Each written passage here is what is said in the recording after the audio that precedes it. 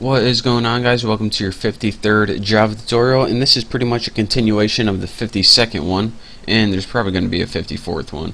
But just a real quick review. What we did is pretty much already, if you didn't watch 52 for some reason, we just built a window and put 4 things in it. And that's pretty much it. And now what we're going to do is pretty much add some functionality to this. And what we're going to say is, alright, when you enter text in one of those text fields and press enter, what we want to do is pop up another box saying what you entered. Like when a user would type in something and it says like a verification or something. So let's get right to it. Now, what we need to do is, the first thing that we're going to need to do is build an action listener object.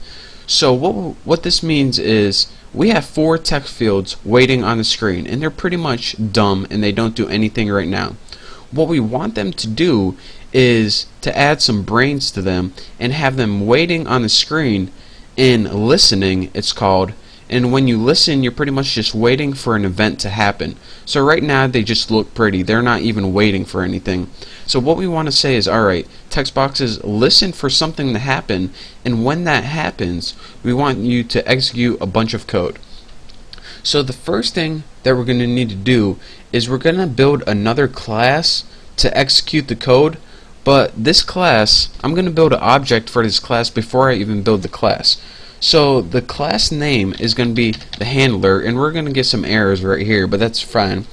And I'm just going to name my object handler, and this is going to be equals new handler class. And if you're saying, alright, where is this handler class? We didn't build it yet, but I will, we promise. So actually, hold on, new the handler, there we go. And what this does is it pretty much builds an action listener object. So now we're going to make a new class later on that you'll see what this does later. But what we need to do is add this object to each of the items. So item 1, what we need to do is add action listener. And what this takes as an argument is the object we just created. So that's why we need to do that.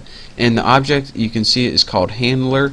So handler, right like that. And we need to do this for each object. So let's go ahead and copy this. Copy and paste. Item 2, item 3, and of course our password, which is password field right there. And add action listener, and this is of course going to take the handler argument again. So now we have an object of the class the handler, which we didn't make yet, but that's what we're going to do right now. So once you let me make sure, here's JFrame, here's the one class, here's where one class ends, or pretty much our constructor. And now here's another thing I'm going to tell you. This pretty much whole thing is our constructor, which is pretty much a method for this tuna class.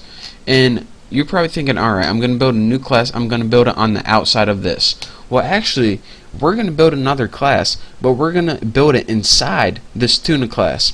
And when you do that, when you build a class inside a class, the class that's inside inherits all the crap from the class that's outside. So that's what we want to do. So let's go ahead and make this private because there's no need to make it public. Class, and I hit insert, class the handler, or whatever you named it right there. And now we see we get a whole bunch of other error messages. Implements action listener, and I spelled there we go. Implements action listener. Now what we want to do is go ahead and build a body for this. And now what we have is our class. And why did we need to name it the handler? Because that's what the object was. And it implements action listener. And what this means is pretty much that this is going to be the class to handle the events. And you'll see why later on, but I know it's confusing right now. But what this action listener class is it takes one method. There's only one method we're going to be building in this class, and that's the method that's going to be called automatically whenever an event occurs. And to do that, type public void, and I know this doesn't make any sense to you right now. It's weird because you kind of have to build the whole program to see what's going on, but I promise by the end of this you'll see what's going on. Action, and you need to name this performed, and as a argument you need to take action event, and then you need to name your variable something like event, like that. And now, as well, let's go ahead and start building the body for this. So what happens in this private class right here is, as soon as an event occurs, whatever happens inside here is going to handle the event. So let's go ahead and type some stuff to pretty much just add a body to our method. The first thing we're going to do is build a string variable, and we're just name it string and set it equal to an empty string. And this is going to be the final string that outputs, but you know, we don't need to worry about that now.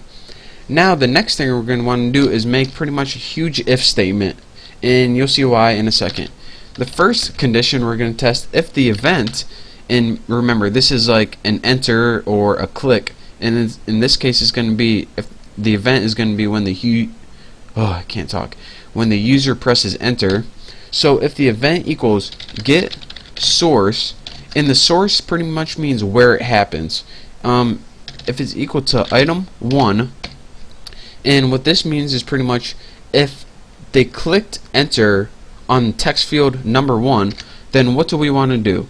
Well, the first thing we're going to want to do is take that string variable that is empty right now, and we want to set it equal to string format, and we would just use C style formatting, and we're going to want to set this equal to put something like field 1 %s, and put those in quotation marks.